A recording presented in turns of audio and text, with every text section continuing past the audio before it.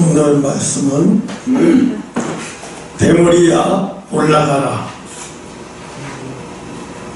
이 말씀은 대개 보면 주일학교, 여름성경학교 이런 어린 아이들에게 설교를 많이 한 부분 중에 하나인 것 같아요. 근데 사실은 이게 어린아이들에게 재밌으라고 만들어 놓은 말씀이 아니에요. 이걸 신학교에서 우리 동기 중에 하나가 이걸 어린아이 얘기하듯이 그 전에 한번 설교했던 기억이 나요. 그 듣고 그냥 웃음밖에 안 나오더라고요. 오늘 보면은 우리가 함께 나눈 말씀은 읽을 때마다 야, 이런 걸 왜 성경에 기록해놨지? 아니, 어린 아이들이 대머리를 가지고 얼마나 대머리였으면 대머리를 가지고 대머리라고 좀 놀린 거 가지고 아니 그게 하나님의 권능이 나와서 막 그걸 하나님이 이렇게 심하게 결과를 나오도록 42명을 찢어 죽였다고 그랬어요. 아니 이게 그렇게 큰 죄인가? 대머리라고 좀 놀린 것에 대해서 하나님 좀 이상한 하나님이 아닌가? 하나님은 이렇게 엄하신 분이야? 이런 분인가? 아니 뭐 단순한 놀림이 이렇게까지 큰 심판으로 이어져야 돼? 아이 도대체 하나님은 이해가 할 수 없어 이러고 얘기하는 사람이 많아요. 오늘 우리는 이 본문을 통해서 세 가지를 묵상하려고 해요. 그게 뭐냐면 이건 단순한 놀림의 문제가 아니라는 거예요. 오늘 우리가 이걸 깨달아야 돼. 지금 이 시대에 똑같은 일이 일어나고 있는 거예요. 이건 단순히 놀림의 문제가 아니고 왜 놀림의 문제가 아니냐면 우선 엘리야가 열왕기하 1장 8절에 보면 그들이 대답하되 그는 털이 많은 사람이요 허리에 가죽들을 띄었나이다 하니 왕이 이르되 그는 디셋 사람 엘리야라 하고 그랬어요. 그럼 엘리야는 뭐예요? 선지자로 있는 동안에 많은 사람들이 엘리야를 인식하게 선지자로 인식하게 그 털이 많은 사람 그 털이 많은 사람으로 다 선지자 그 털이 많은 사람 그 다 디셉 사람 그 털이 많은 사람으로 다 그렇게 알고 있는 거예요. 그런데 반대로 이번에 그 제자라고 하는 사람이 나타나서 돌아다니는데 이 사람은 털이 하나도 없어 머리에. 그러니까 야 네가 머리에 털도 하나도 없는 게 네가 무슨 선지자야? 네 스승 엘리야는 털이 많은 선지자였는데 너 털도 없는데 무슨 그게 선지자야? 이러고 놀린 거예요. 누구를 비하해서? 엘리야를 비하하면서 너는 선지자감이 아니야. 머리에 털부터 없는데 무슨 선지자야? 이러고 얘기하는 거예요. 그리고 우리가 생각할 때 이 단순한 놀림이 이게 단순한 놀림이면 이런 걸 왜 성경에 기록해 놨겠어요? 이건 단순한 놀림이 아닌 거예요. 이것은 외모 조롱의 문제가 아닌 거예요. 그래서 사람들이 주일학교 설교나 모든 것을 이걸 외모 조롱의 문제로 해가지고 이거 주일학교 설교로 하고 막 이렇게 재밌게 해요.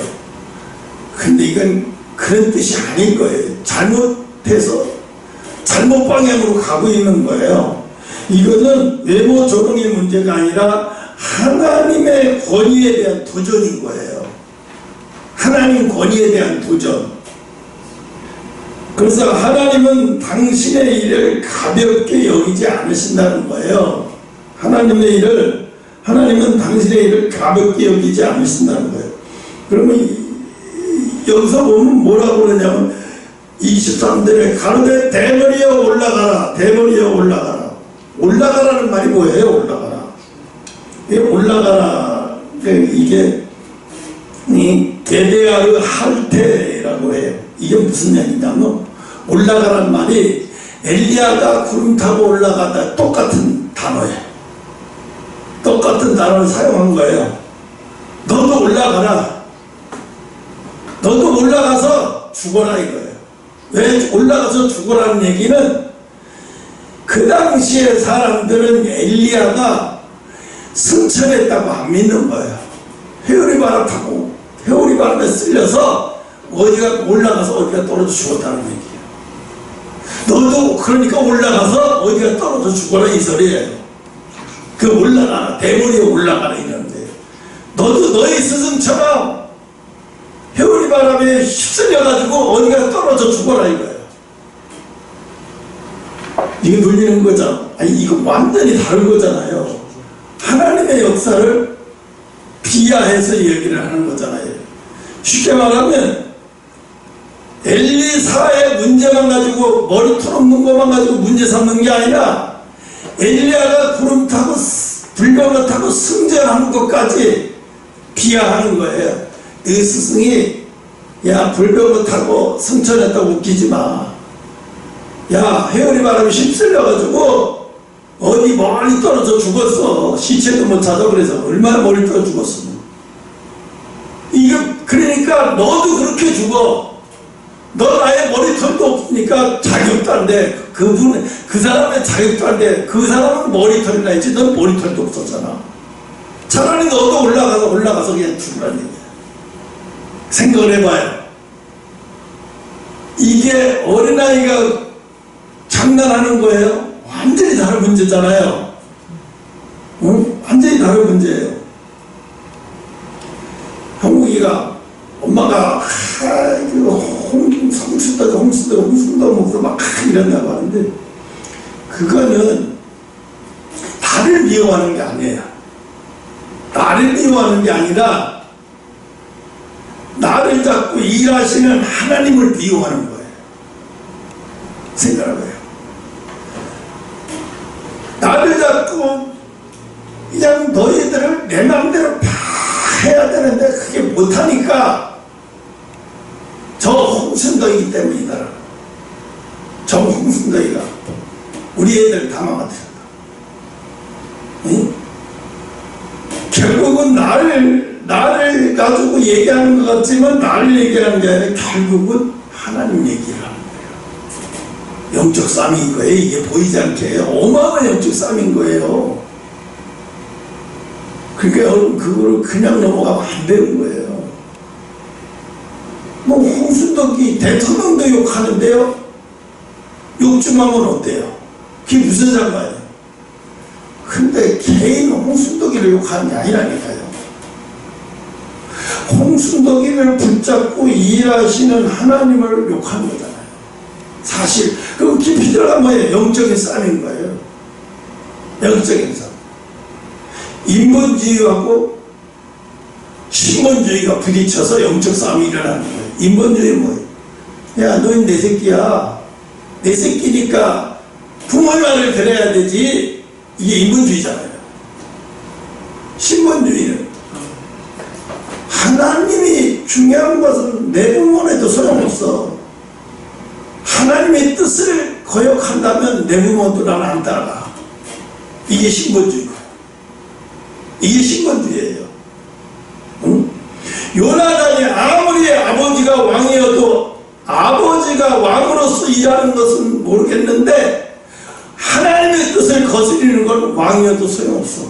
아버지 말 들을 수가 없는 거예요. 네, 요나단은 신본주의 사람이에요. 아무리 내 아버지가 왕이라도 하나님의 뜻에서 대적하는 말을 나보고 들으라고 그건 못해. 이게 평생 그걸 못하고 안 하고 대적해서 인본주의와 싸운 사람이 요나단인 거예요. 오늘 이것도 인본주의와 신본주의 전쟁인 거예요. 그래서 오늘 본론을 이렇게 얘기해서 이제 두 번째 이제 대머리야 올라가라는 말은 이건 정말 심각한 말인 거예요. 단순한 논리는 아니라는 거예요. 아이들이라고 번역된 말은 어린 유치원생이라는 말이 아니에요. 여기에 보면 아이들이라고 하니까 젊은이라는 말이 써 있어요. 그죠? 젊은 아이들. 아니, 누가 유치원 중학생 보고 젊은 아이들이라고 해요?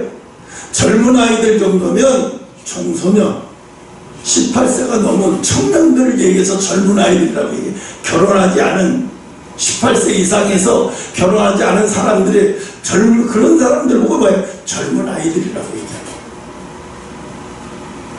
근데 내가 신학교 때 들은 것은 어린 아이들이 42명이 돌아다니면서 놀리다가 하나님한테 배락을 맞아 죽은 것처럼 이렇게 묘사를 정말 어처구니없는 말을 하는 거예요. 본문의 아이들은 분명히 어린 유치원생 얘기 아니에요. 청년들을 얘기하는 거예요. 결혼하지 않은 청년들. 그래서 청년을 포함할 수 있는 나라의 일은 철없는 꼬마들이 아니라 분별할 나이의 젊은이들이 이런 짓을 한 거예요. 하나님이 분별할 수 없는 어린아이들이, 유치원생들이 놀렸다면 하나님이 이렇게까지 화내시지 않아. 이건 어린아이들, 분별을 못하는 초등학교나 어린아이들이 수준에서 얘기한 게 아니에요. 젊은 아이들이 얘기한 거라니. 이게 사리분별을 다 할 줄 아는 애들이 얘기한 거란 말이에요. 어른이, 청년이. 응? 그래서 분별할 나이의 젊은이들이 그냥 곰이 나와서 어린아이들이 대머리가 지나가니까 너무 재밌어서 놀린 것좀 가지고 이렇게 상상하면 이건 안 돼요. 큰일 납니다. 잘못하는 거예요. 그래서 대머리야라는 말은 단순한 메모조롱이 아니고 선지자의 외형을 공격함으로써 그의 권위를 무너뜨리는 의도인 거예요. 그의 권위를 무너뜨리는 의도. 이걸 잘 파악을 해요. 권위를 무너뜨리는 의도. 그 왜 자꾸 막 너희들과 엄마 좀 그만 좀 해, 홍수도 좀 그만 좀 해, 막 이럴 거예요. 근데 그게 왜 자꾸 그런지 알아요? 영적인 싸움에 권위, 그렇게 하면서 권위를 무너뜨리는 거예요. 하나님이 주신 권위를 무너뜨리는 거예요. 제가 어제 꿈을 꾸고 또 눈 감고 있는데 앞에 있는 꿈은 얘기 안 하고 눈 감고 있는데 내가 옷을 입고 있더라고요. 근데 위에는 안 보이고 밑에만 보이는데 황금도포 밑에까지, 무릎 밑에까지 쭉 내려오는 거. 그러니까 황금도포를 입었다요. 황금색 도포를. 그것만 딱 보이는 게, 이게 뭐야? 근데 이상한 게 꿈을 꾸잖아요. 꿈을 꾸면 꾼 사람은 그걸 절대 순간에 해석이 안 돼요. 순간에. 이게 뭐 이상한 꿈을 꿨는데 여기만 집중하게 되더라고요. 근데 내가 사모한테 나 이상한 꿈을 꿨는데 아니 내가 황금도포를 물가에 찼더라고. 그러니까 사모 아니 그 권위를 입혀주신 거잖아요. 그 순간에 내가 딱 깨우침이 오면서 그 전에 꾼 꿈까지 다 기억하는 거예요. 그 전에 꾼 꿈이 뭐였지? 어디? 호날두. 호날두. 축구선수 호날두가 자기 어린 시절의 기억을 하더라고요. 어린 시절에 자기 친구 하나가 병 들어져 죽었어요. 하나가. 또 하나는 머리가 이 위로 이렇게 쫙 올라와 있더라고. 그저 신하들이 높은 영의정 같은 사람이 이렇게 더 쓰는 것처럼 머리가 이렇게 탁 되고 권위가 있어 보이더라고요. 근데 그걸 꿨어요. 그대로 떼서 뭔가 호날두는 세계적인 스타잖아요. 너는 네 속에 네가 죽었지만 너는 잘 기억해라. 호날두가 지금 대스타인데도 어렸을 때 항상 힘들어서 자기 엄마가 파출부일을 하면서 자기 축구학교를 보내준 거예요. 이 사람 저 사람 돈 빌려가지고. 그 얘가 재능이 너무 아까우니까 사람들이 어려운데도 십시일반 도와준 거예요. 호날두 엄마를. 그래서 호날두를 도저히 학교가 축구학교를 돈의 형편이 아닌데 사람들이 도와줘서 그걸 가게 된 거예요, 축가들로. 그런데다가 또 뭐냐면 호날두가 어렸을 때 너무 못 먹어서 앓는 병이 많아요. 그 얘는 축구 선수가 될 수 없다고 그러는데 심장이 약해서. 오래 때문에 큰일 나도 죽는다고. 운동선수 시키지 말라고 했어요, 의사가. 근데 호날두가 자기는 한다고 할 수 있다고 그러면서 얘가 눈만 뜨면 달리기, 뛰기, 근육 운동을 하는 거예요. 그러니까 어느 순간에 폐가 안 좋다는 것이 쓱 사라져 버렸어요. 그래서 축구 스타가 되고 나서부터 자기 몸에 문신을 하나도 안 새기는 거예요. 어느 날 기자가 물어봐요. 당신같은 스타면 누구지? 유명한 축구 스타? 메시도 온몸에 문신, 별의별 문신, 할머니 문신까지 다 새기는데 너는 왜 문신이 없냐? 호날두가 얘기하니까 나는 문신 새기면 안 된다. 왜 그러냐? 나는 내가 어려서부터 지금까지 의사가 나 죽는다고 그랬고 축구선수 할 수 없다고 그랬다. 근데 내가 일을 하루 연습하면서 매일같이 뛰고 달리고 연습하고 그래서 지금까지 축구선수 하는 게 이 계정이다. 그래서 나는 항상 잊지 않는다. 어린아이, 아픈 어린아이들 때문에 잊지 못한다. 그래서 걔네들한테 헌혈하기 위해서 1년에 2번씩 헌혈을 한대. 호날두가 지금까지. 그래서 문신을 하면 나쁜 피가 들어갈 것 같아서 그래서 안 한다. 문신, 헌혈을 하기 위해서 문신을 안 한대. 하고 싶어도. 그리고 지금 포르투갈에도 있지만 터키에 어린이 병원이 있어요. 터키가 무척 가난한 어린이 병원이 있는데 말도 못하게 가난한 어린이 병원에 거기 지금까지 호날두가 250억을 도와주고 있어요. 그리고 가끔씩 1, 2년에 한 번씩 그 병원에 찾아가서 아이들을 산타처럼 막 이렇게 해주고 있어요. 하나님이 그걸 본 거예요. 호날두가 스타가 돼도 자기의 어렵고 힘들 때를 기억하면서 잊지 않고 지금 하고 있지. 너가 그래야 돼. 하나님이 나한테 보여주는 거예요. 내가 너에게 권위를 입혔지만 너가 그래야 돼. 네가 권위를 입었다고 해서 너 힘들고 어렵고 도와주고 막 이런 거 다 기억 못하고 응? 안암의인이 돼가지고 이러면 안 된다. 이게 하나님이 가르쳐주는 거예요. 그렇게 하라. 그래서 그러니까 나 웃긴 게 호날두에 대해서 몰랐어요. 그 꿈꾸기 한 일주일 전에 무슨 유튜브 보다 호날두가 왜 문신 안 새기는 이유에 대해서 들어보니까 가슴이 찔링한 거예요. 그때 알았어. 호날두가 정말 진정한 스타구나 하는 걸 알았어요. 그랬더니 하나님 그걸 통해서 그걸 다 가르쳐 주신 거예요. 알게. 여러분, 대노리아라는 말은 단순한 외모 조롱이 아니고 선지자의 외모를 공격함으로써 권위를 무너뜨리는 의도인 거예요. 권위를 잘해요. 그것이 여러분 영적 싸움 할 때 그렇게 해야 돼요. 엄마, 아빠 지금 그렇게 말씀하시면 안 돼요. 회사가 힘들고 어려워서 함께 협력해도 모자랄 판국에 하나님 앞에 저주받을 말만 하고 그래가지고 어떻게 회사가 형통해지려고 그래요. 왜 그런 말을 도와주지 못할 놈들 그런 말 하지 말라고 이렇게 얘기를 해야 돼요. 권위를, 하나님의 권위를 무너뜨리는 것은 하나님을 도전하는 거. 아니 우리 회사를 하나님이 주셨는데 도와달라고 한쪽으로 하면서 한쪽 입으로는 하나님이 썩은 권위를 저주해버리고 뭉개버리고 깔고 무게고 그럼 뭐 하자는 거예요. 회사를 이끌어 가겠다는 거예요? 말겠다는 거예요? 뭐 하자는, 어떻게 하자고 하는 거냐 도대체가. 행동이 하나만 해라. 하나만 이렇게 얘기를 해야 돼요. 하나만 해라. 핍박을 하든가 하나는 온전히 섞이든가 하나만 해라. 왜 두 가지를 이쪽으로 왔다리 하면서 두 가지를 하고 있냐 이렇게 얘기해요. 더 중요한 말은 올라가라는 말이 이게 보통 비아냥거리고 비웃는 게 아니거든요.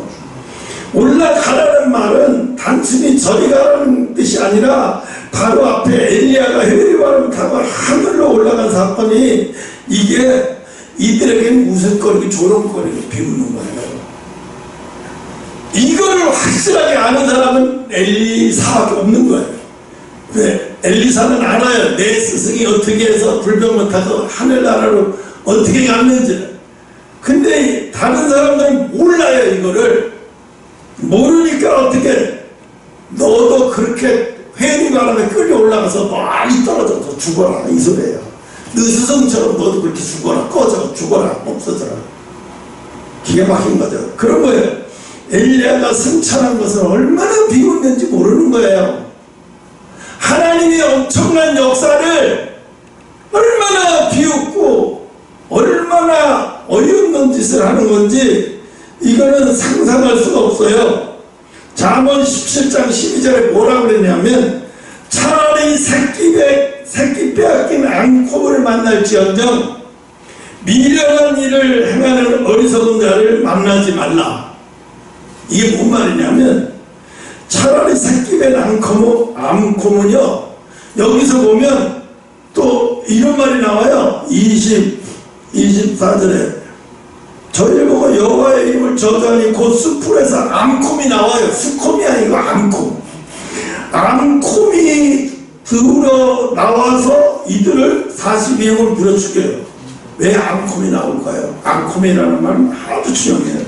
암놈의 곰을 말하는 거예요. 어미. 암놈의 어미곰이라는 말은 새끼를 잃은 암놈의 어미곰이면 얼마나 무섭겠어요. 이게 보통 무서운 게 아닌 거예요. 짐승 중에 최고로 표현할 때가 뭐야? 어미 새끼곰. 아니, 새끼를 잃은 앙콤.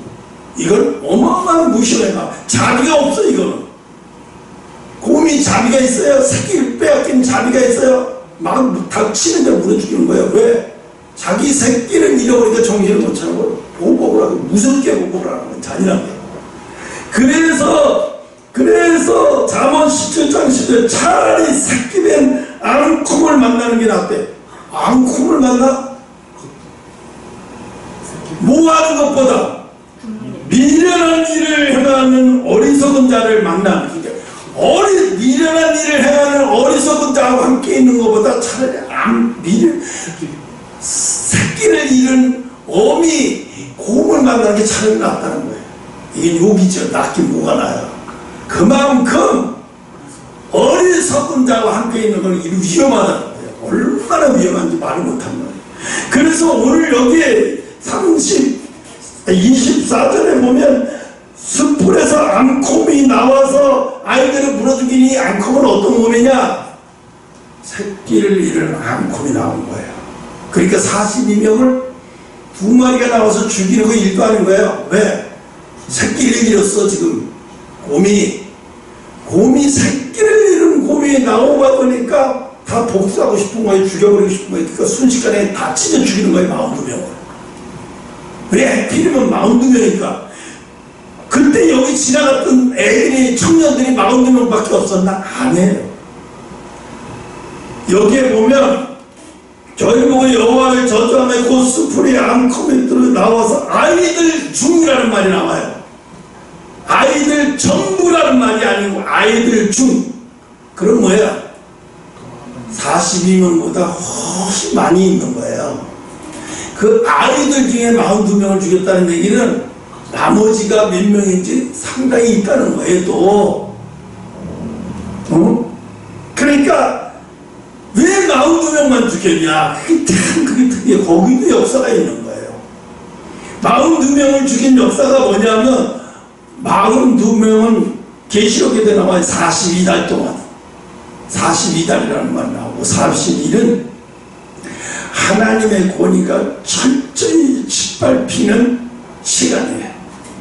그래서 42달, 42달 동안 42달이라는 말이 나와요. 계시록을 그거 딱 풀면 또 계시록부터 들어가니까 복잡해. 시간 복잡해. 그러니까 42달. 왜 42명을 죽였냐? 그 말은 이걸 해석하면 철저하게 하나님의 권위를 짓밟는 것을 하나님이 새끼 이름 곰을 만들어서 그 곰들이 나서 아주 물어뜯어 잔인하게 보복을 하게 하나님이 이렇게 보복을 하셨단 말이에요. 그러니까 하나님이 얼마나 노하셨는지 알겠죠. 무서운 거예요. 내가 얘기하잖아. 하나님이 세운 종을 뭘도 모르고 알지도 못하고 몰라서 그냥 막 아무 말이나 막 하는 거예요. 큰일 나는 거예요. 말도 못하게 큰일 날 일이에요, 이거는. 어떤 사고가 또 그러더라고, 지난번에. 조나단 목사님, 조나단 목사 왜 이래, 저래. 그래서 내가, 하지마. 말하지 마. 그 사람들이 뭐라고 하든 말하지 마. 조나단 목사님 저래서 또 실수했나 보고 말아. 내가 판단하고 비판하지 마라. 왜? 그 사람이 하나님이 세운 사람이라면 내가 하나님의 권위를 짓밟는 행위를 하는 거예요. 그러면 그 화가 어떻게 해요? 반드시 돌아옵니다. 하나님의 역사는 하나님이 가만히 있는 하나님이 아니에요. 하나님이 그냥 몰라서 막 홍수더기가 하나님이 없어서 막 짓밟게 내버려 두시는 거 아니에요. 계속 차게 내버려 들어가요. 권위를 짓밟고 마음껏 짓밟고 내버려 두고 마음 놓고 짓밟고 내버려 둔 다음에 하나님의 42달이라는 하나님의 권위가 짓밟히는 시간이 끝나는, 그때 끝나는 거예요. 그때 인생 끝나는 거예요. 인생만 끝나면 영혼도 끝나요. 그냥 얼마나 무서운 건지 몰라요. 이거 몰라서 그러는 거예요. 몰라서. 어떤 사람들이 목사는 무슨 저주권도 있고 축복권도 있다, 함부로 그런 말을 함부로 하면 안 돼요. 무슨 목사가 저주권도 있고 축복권도 있어요. 하나님이 역사하지 않으면 다 없어요. 하나님이 역사하지 않고 하나님 주시지 않으면 없어요. 목사한테 받다가 축복권도 있고 저주권도 있나? 택도 없는 소리예요. 그러니까 이 말은 단순하게 저리 가라는 뜻이 아니랄 거예요. 그건 뭐예요? 엘리야가 승천된 것을 휴거를 짓밟고 조롱하는 거예요. 마음 놓고 짓밟고 조롱하는 거예요. 42명이라는 말은 하나님의 권위를 마음껏 짓밟아서 그게 딱 찼다는 거예요. 42명. 하나님이 가만두시자, 하나님이 심판할 수밖에 없는 시간을 차버린 거예요.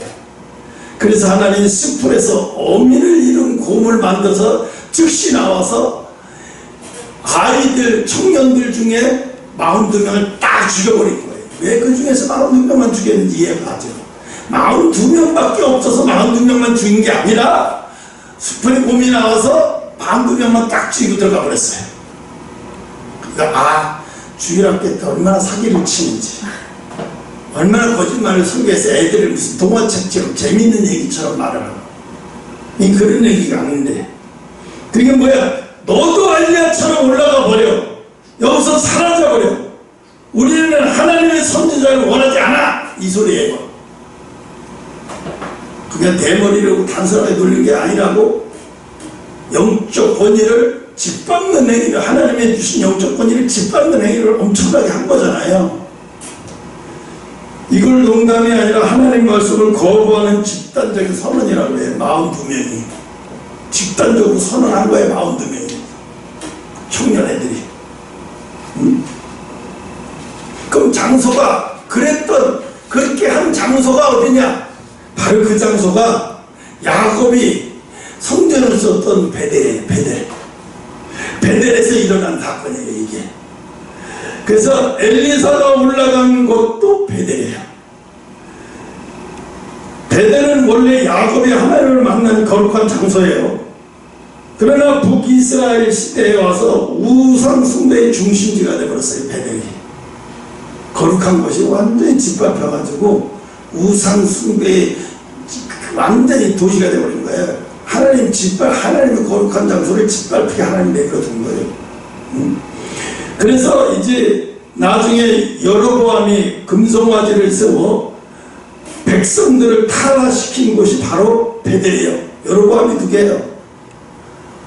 북쪽 이스라엘, 남쪽 유다.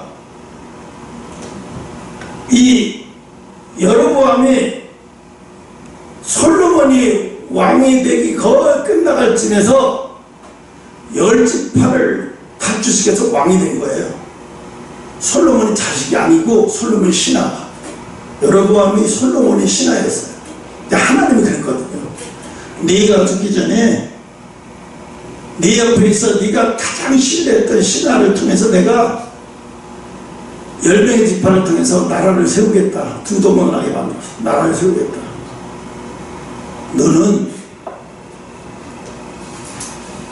그러니까 하나님은 왜 그렇게 해서 솔로몬이 너무너무 말을 해 돌이키지 않고 하니까 네 자식 통해서 왕을 세운 게 아니라 너한테 아주 천성스러운 신하를 통해서 배신하게 만들어서 거기서 10지파를 빼가지고 왕국을 세우겠다. 그게 여로보암.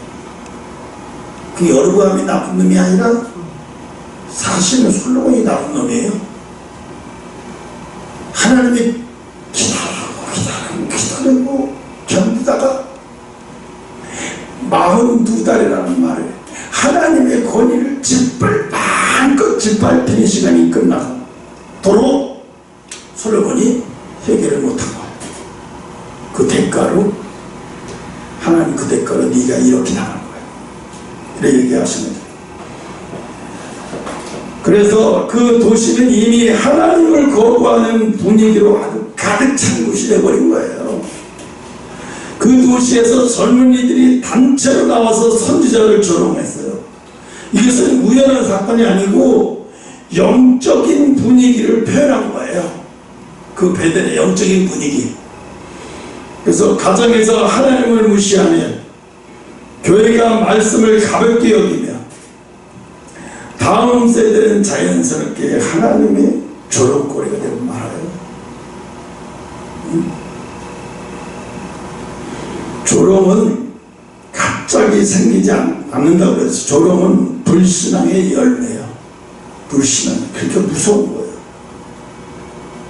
여러분이 하나님을 잘 섬기면 절대로 조롱받는 일이 안 생겨요. 이제 하나님이 세우셔서 아까도 예영이가 기도한 거 내가 강단에서 말씀 전해서 예영이가 옆에서 내가 이렇게 난 예영이가 말만 해도 그게 환상으로 영화처럼 그려지는 은혜를 주셨다고 그랬지 않았니? 이 딱 그려져. 네가 꼭 엘리야를 쫓아다니는 수면여행 같이 엘리야를 쫓아다니는 게하시처럼 늘 함께 하면서 하나님의 일을 돕는 자가 되겠구나. 그 생각을 했어요. 그래서 엘리사는 개인적인 감정으로 저주한 것이 아니라는 거예요. 근데 사람들은 주일학교 이런 설교에 보면 엘리야가 개인적인 감정으로 수치심을 느껴서 저주한 것처럼 오해를 일으켜서 그런 거 아니래요. 본문은 그건 많아요. 맞아요. 본문은 엘리사는 여호와의 이름으로 저주했어요. 여호와의 이름으로 저주했기 때문에 자기 개인적인 감정이 아니에요. 이것은 감정 폭발이 아니고 내가 기분 나쁘니까 벌받아라가 아니에요. 그는 하나님의 대표자였어요. 그는 언약의 율법을 알고 있었음에도 하나님은 분명히 말씀하셨어요. 하나님의 이름을 망령 때 일컫지 마라. 또 부모를 경홀히 여기지 마라. 경홀이라는 말은요 가볍게 여긴다는 얘기고, 이건 뭐냐면 내가 항상 얘기하잖아요. 부모를 경홀히 여기하면 어떻게 해야 되나 어떻게 해야 되나 고민, 이럴 때는 어떻게 저럴 때는 어떻게 해야 되나. 간단해요. 진리 안에서 부모를 경건하게 부모를 섬겨요. 그건 문제가 없어요. 왜? 성경에 분명히 있어요. 진리 안에서. 항상 그래요. 진리 안에서. 이건 누가 봐도 옳지 않아. 이건 누가 봐도 아니야. 왜 이렇게 강한 심판이 임했는가? 이 사건은 단순한 처벌이 아니라 북이스라엘 전체를 향한 경고예요. 경고. 하나님의 경고. 청년들을 그렇게 불금이 나와서 막 잔인하게 죽여. 불금이, 어미 새끼는 불금이 나와서 죽일 정도면요, 사양을 목숨만 끊어서 죽인 게 아니라 자기가 미쳐 죽인 거예요. 그러니까 얼마나 그 잔인하게 42명이 잔인하게 죽었어요. 그건 얘기 뭐냐면 베들레헴 너들 잘 들어. 내가 너희들을 이렇게 할 거야. 경고야. 그래서 하나님의 권을 짓밟고 하나님이 보낸 선지자를 짓밟는 많은 사람들의 경고의 메시지를 너희들이 보낸 거예요. 그래서 일부러 그렇게 한 거예요. 하는 불곰이 나오고 어미 이름 불곰, 새끼 이름 불곰이 나와서 응? 불곰이 한 달 동안 굶은 불곰이 나와봐야 한두 명 인간 잡아먹고 끝날 거예요. 배부르면 그냥 가고 42명까지 죽이겠어요? 안 죽여요. 배부르면 그냥 가죠. 근데 이 불곰이 나와서 42명을 주구장창 죽여버린 게 갈기갈기 잘려서 와, 이 하나님의 그 마음이 얼마나 이 당시에 아팠는지 하나님이 얼마나 아프셨는지 몸을 통해서 알게 되는 거예요. 하나님이 지금 이 베델을 보고 계시는 그 복수심이 이글이글 한 거예요. 너희들이 어떻게 이렇게 나를 짓밟고 내가 보낸 선지자까지 어떻게 이렇게 짓밟고 비아냥거리고 조롱하면서 어떻게 이렇게 할 수 있나? 응? 엘리야가 떠나고 엘리사가 사역을 시작하는 중요한 전환점에서 하나님이 분명한 것을 보여주신 거예요. 내가 여전히 이 땅의 하나님이다라는 거야. 내 말씀은 조롱이 대상이 아니라는 거. 만약 이 사건이 그냥 넘어간다면 엘리사 사역은 완전히 끝나야 못해요. 그렇게 거대했는데 어떻게 선지자 노릇을 하겠어요? 여러분 생각해봐요.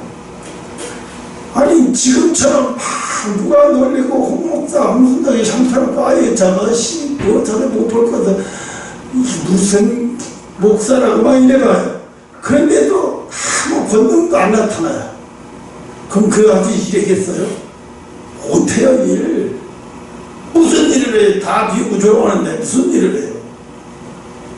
근데 이 하나님의 때가 돼서 하나님이 이제 권위의 옷을 입혀주셨잖아요. 그 말은 뭐냐면 내 입에서 나온 대로 역사한다. 내 입에서 나온 대로 역사한다. 그 대신에 뭐냐? 내 개인적인 감정으로 하지 마. 하나님의 심정으로 해라. 뭐든지. 하나님이 세상을 어떻게 보고 있는지, 이 사람을 어떻게 보고 있는지부터 보면서 생각해라. 만약에 이 사건이 그냥 넘어가면 큰일 나. 지금처럼 30년 전에 지금처럼 계속 이렇게 우리 한명교가 홍시원 목사가 계속 이래야 된다면 무슨 사역을 할 수 있겠어요? 근데 왜 하필이면 세계의 중심지 미국이야. 변방의 나라도 아니고 거기다 또 영적으로 가장 강력한 군대가 마귀 군대가 있는 히말라야. 네팔이냐고 해필이면 왜 해필이면 네팔이야. 그 네팔 어딘가에 지금 동굴에서 썬다싱은 지금도 동굴에서 기도한다고 해요. 썬다싱이 나이를 따지면 얼마나 나이를 오래 살지 모르겠는데 썬다싱이 먹지도 않고 마시지도 않고 기도하고 하나님 그거를 그렇게 쓰려고 그걸 부르신 것 같아요. 어떤 사람들이 그래서 썬다싱을 찾아보겠다고 네팔 산악지들을 막 동굴마다 찾아요. 하나님이 숨겨놔서 근데 어떻게 찾아 인간이 들어가서 거기 가서 못 찾죠. 그래서 사람들이 썬다싱을 찾겠다고 아무래도 못 찾았어요. 지체도 못 찾고 못 찾고 분명히 선교 하나 들어간다고 네팔 산악지에 들어가는 건 분명한데 죽었다는 소리도 안 들리고 어디 동굴로 들어갔다는 얘기만 들리고 근데 하나님 앞에 기도하면 썬다싱 안 죽었다는 얘기만 자꾸 나오고 지금도 기도하고 계신다는 게 여러분 권위가 무너지면 말씀도 무너져요. 말씀이 무너지면 신앙도 무너져요.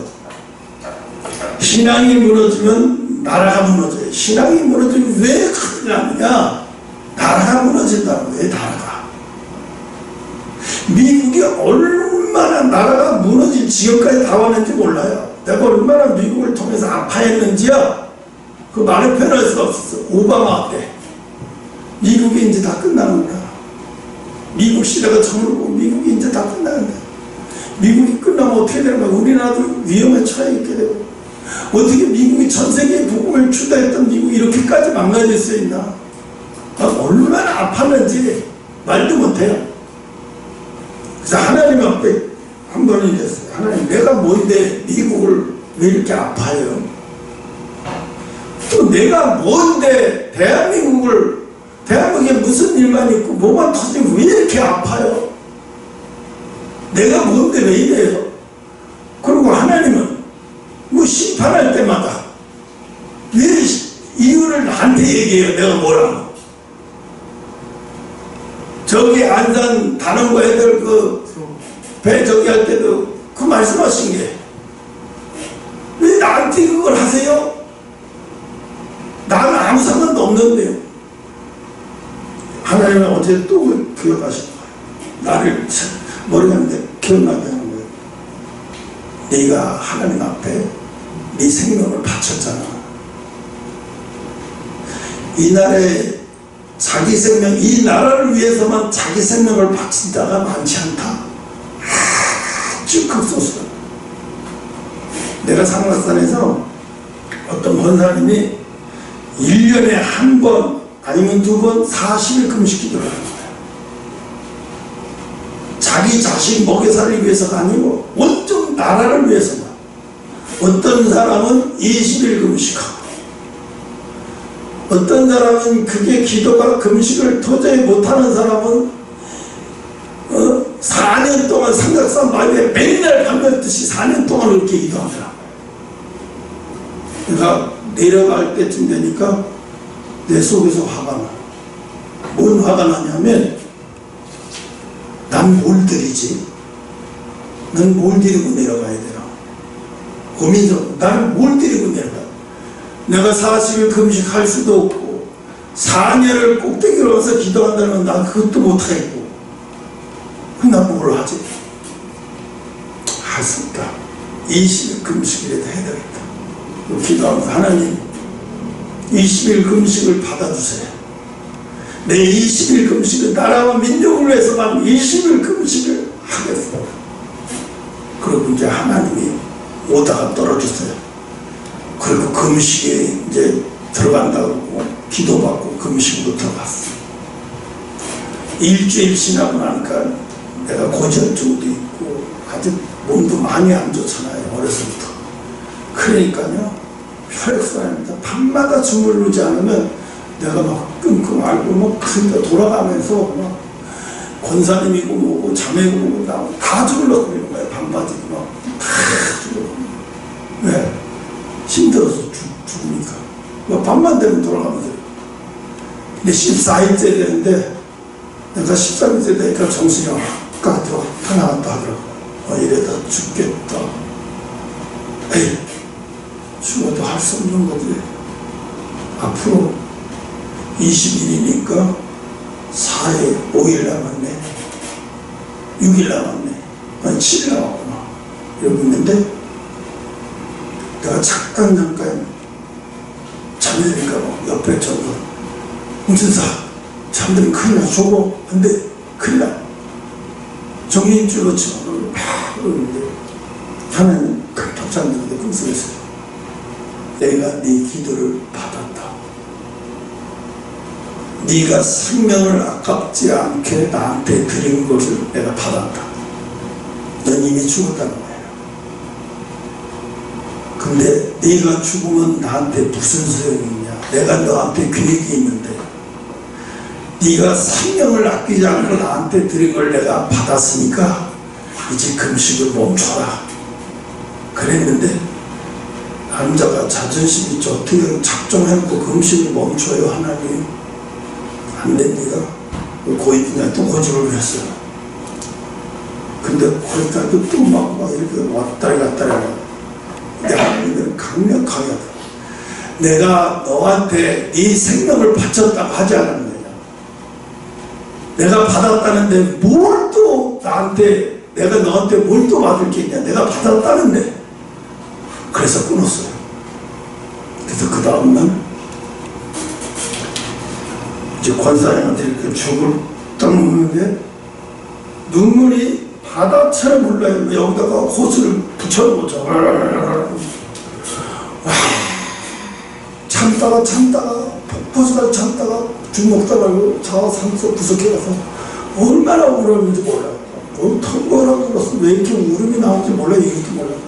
턱걸을 하는 거예요. 그리고 뭐 감사합니다 소리만 하나씩 울면서 감사합니다 소리만 계속하고, 그걸 어제 기억나게 하더라고요.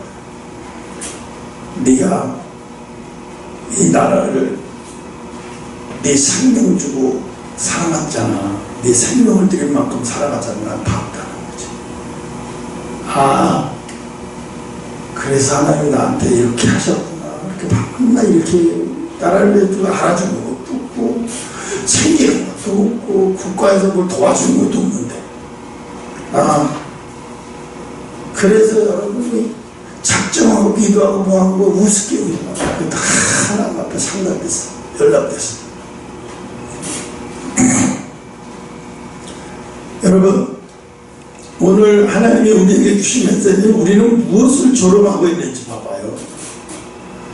오늘날 우리 겉으로는 데모니아라고 말하지는 않아요. 그러나 다른 방식으로 조롱하고 있는지 자신을 한번 봐요. 저희들을 가볍게 여기는 거, 이것도 조롱하는 거예요. 말씀을 비판의 대상으로만 삼는 거, 이것도 조롱하는 거죠. 하나님의 사람을 인간적인 기준으로 평가하는 거, 이건 더더구나 큰 죄죠. 하나님의 말씀을 소비품처럼 대할 때 우리는 이미 베델의 청년들과 다를 게 없다는 거예요. 왜? 그냥 말씀을 듣고만 그냥 없애버리고 듣는 걸로만 끝나버리면 내 귀만 호강하는 걸로 끝나는 거죠. 지켜내려고 하는 거예요. 중요한 게 지켜내려고. 영적 권위를 존중해야 하는데 권위주의를 말하는 것이 아니에요. 이거는 영적 권위는 하나님이 세우신 질서예요. 영적 권위는 하나님이 주신 질서를 자기가 파괴하는 행위예요. 그러면 저 사람이 홍순덕이 어쩌고저쩌고 하면 뭐예요? 하나님이 주신 영적 질서를 무너뜨리는 거잖아요. 이거 범죄인 거예요. 어마어마한 큰 범죄인 거예요. 얘도 이제 뭘 엄마가 다투고 아빠 다투거나 목사가 이래서 나와 이러면 그건 딱 얘기해요. 이건 영적 질서를 파괴하는 행위다. 하나님 목사님을 통해서 영적 질서를 세운 건데 왜 무슨 권리로 그걸 파괴해? 그 파괴하면 화와 죄는 파괴하는 자에게로 돌아갑니다. 이런 말이 권위 있는 말이 팍 나와버리면요 두려워서 뭘 더 이상 못해요. 하고 싶어도요. 그래서 이것이 이제 부모의 권위, 교회의 권위, 말씀의 권위, 이것이 무너지면 공동체는 무너지는 거예요. 조롱은 공동체를 파괴하는 거예요. 그래서 존중은 공동체를 세우지만 조롱은 공동체를 파괴하는 거예요. 내가 찬양을 보고 어제도 토요일날 금요일 나가서 샤워하고 옷을 다 갈아입고 세탁기에다 다 집어넣고 나가더라고. 또 가서 밤새다가 저지라더라고. 제가 얼마나 부모를 짓밟고 부모의 권리를 짓밟고 조롱하는 미칠 지경인 거예요. 죽은 것 같이 미칠 지경인 거예요. 근데 아무 말 안 해요. 내 입에서 야 고기가 물을 떠나서 살 수나 있니? 고기가 물을 떠나서 행복해질 수나 있니? 이 말을 하고 싶어도 못했대. 내가 무슨 말을 하면 그들이 될까봐 무서워서 가만히 안 해요. 내가 나올 말들 해버리면 큰일 날까봐 아무 말도 못하는 거예요. 이게 자기 자신이 얼마나 부모를 짓밟는 부모의 짓밟는지 모르는 거예요. 자기 자기 성인이니까 나 이래도 돼 저래도 돼. 그러면 성인이면 나가서 따로 지 혼자 밥 먹고 지 혼자 가서 나가서 살면서 지 혼자 마음대로 해야지. 부모의 거느리 밑에 있으면서 부모의 거느리 쥐빠져 조롱하는 거예요. 그게 인간이 할 짓이냐고 그래요. 응? 말의 무게를 기억하라. 아이들이 말 한마디가 심판을 불러왔어요. 우리는 말을 가볍게 여기면 안 돼요. 장난이었습니다. 농담이었으면 이런 얘기를 하면 안 돼요. 이게 내가 인표나 참표를 보고 있는 거죠. 인표하고도 마찬가지. 너희들이 알고 그랬든 모르고 그랬든 너희들은 어마어마한 큰 죄를 범하고 어마어마한 짓을 했다. 뭐 어떻게 간다고 내가 걱정이 되는 거예요. 내가 수치를 느끼는 것에 아픈 게 아니라 걱정이 되는 거야. 너희들을 어떡하니 이러면 너희들을 어떡하면 좋니 이러면 응? 이래 돼서 아이들이 오토바이 사고로 남을 죽였어. 사춘기 애들이. 그럼 지나가다 그걸 보는 사람들이 뭐라 그래? 너희들 어떡하면 좋니? 어휴 너희들 어떡하면 좋니? 걱정이 되잖아요. 그죠? 똑같은 거예요. 내가 그 말을 너희들을 어떡하면 좋니? 너희들이 한 짓이 무엇인데 너희들을 어떡하면 좋니? 너희들 어쩌려고 이랬니? 미치는 거예요. 응? 하나님 나 몰랐습니다. 몰랐습니다가 아니에요. 소용없어요. 하나님의 권위 앞에는 그런 말 100번 해도 소용없어요. 조롱의 말은 영혼을 죽이고 말은 영적인 세계에 영향을 미치기 때문에 조롱의 말은 영혼을 죽이고 축복의 말은 생명을 살린다고 했어요.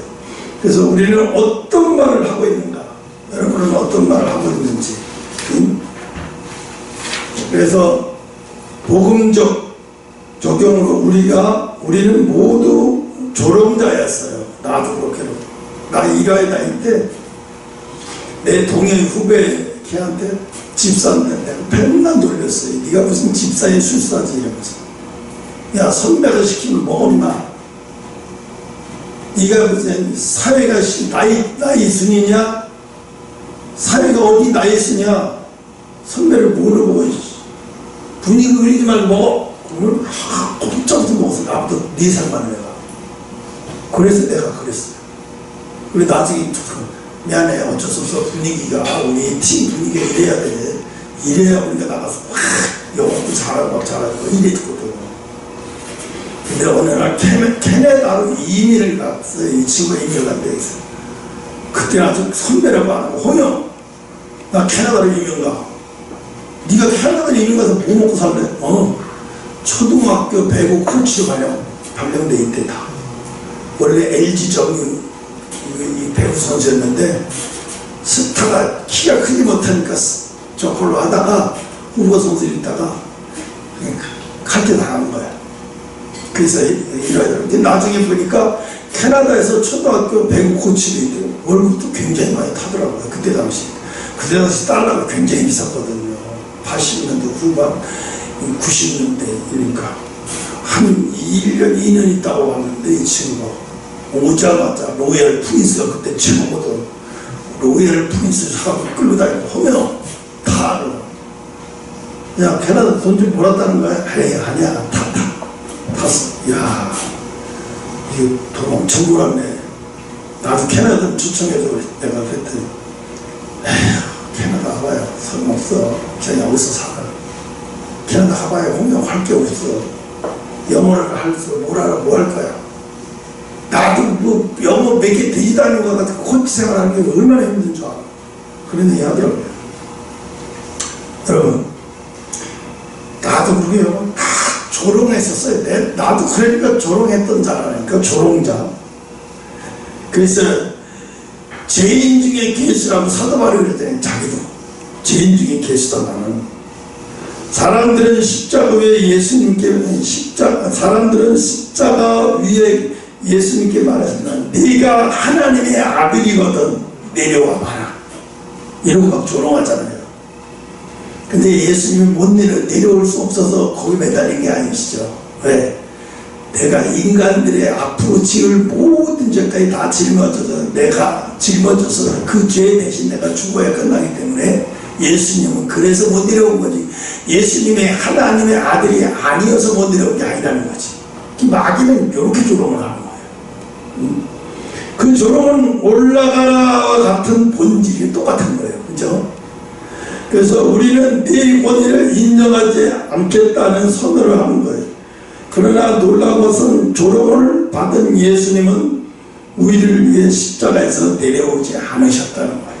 내려와서 끝난 거지 완전히. 그분은 심판 대신 용서를 선택하셨어요. 그래서 엘리사 시대에는 곰이 나왔지만 예수님 시대에는 은혜가 나왔다는 거예요. 그렇죠? 지금 은혜가 나왔어요. 네 은혜가 너를 살렸느니라. 네 은혜가 너에게 구원의 문이 열렸느니라. 그래서 결론을 얘기하면 오늘 말씀은 우리에게 묻습니다. 나는 여러분을 존중하고 있는가? 나는 하나님의 사람을 존중하고 있는가? 나는 말로 공동체를 세우고 있는가? 아니면 무너뜨리고 있는가? 내가 가끔 하나님의 동영상을 보는데 어떤 때는 속 터질 때도 있어요. 근데 잎을 살려고 했다가 포기해요. 아니다. 저 사람이 뭔가 실수하고 뭔가 부족해도 하나님이 하실 일이지 내가 하실 일이 아니지. 그리고 안 해버려. 그리고 듣고 이제 그냥 흘려버리고 들을 것만 듣고 흘려버리고. 그래서 우리는 조롱의 자리에 서지 말고 우리는 존중의 자리에 섭시다. 그리고 순종의 자리에 쓰시고. 그래서 이렇게 고백하시 바랍니다. 주님 말씀을 가볍게 여기지 않게 주시옵소서. 주님 당신의 권위를 인정하겠습니다. 주님 제 입술을 거두어 주소서. 그래서 오늘 우리의 입술이 조롱의 도구가 아니라 축복의 통로가 되는 여러분이 되시기를 주의 이름으로 축원드립니다. 아멘. 끝까지 마쳐요. 이 얘기를, 이 설교 대머리에 올라가라는 말이 얼마나 무서운 말인지 알겠죠? 아, 이렇구나. 이게 정말 무서운 거예요. 그러니까 모르는 사람, 어리석은 게 얼마나 무서운지 알아. 그러니까 어미일은 곰만 나는 게 낫지 어리석은 거는 더 무서운 거라는 거예요. 이게 무섭다는 얘기가 항상 어리석음에 빠지지 않도록 늘 깨어기도 하고 말씀 붙들려 살아야 어리석음에 빠지지 않아요. 다윗이 어리석음에 빠져 순간 밧세바를 자기 아내로 강제로 삼고 평생을 눈물로 후회하면서 살았잖아요. 순간적인 어리석음에 빠지니까 자기의 1등 공신의 충성스러운 신하를 전쟁터에 나가서 죽이게 하는 잔인한 그런 어리석은 행동을 하잖아요. 이게 인간의 어리석음이 이렇게 무섭다는 거예요. 인간은 안 무서워요. 어리석음이 들어가는 순간에 그 어리석은 행동이 무서운 거예요. 어떤 일을 불러오게 만드니까, 무시무시한 일을 불러오게 만드니까. 기도하겠습니다.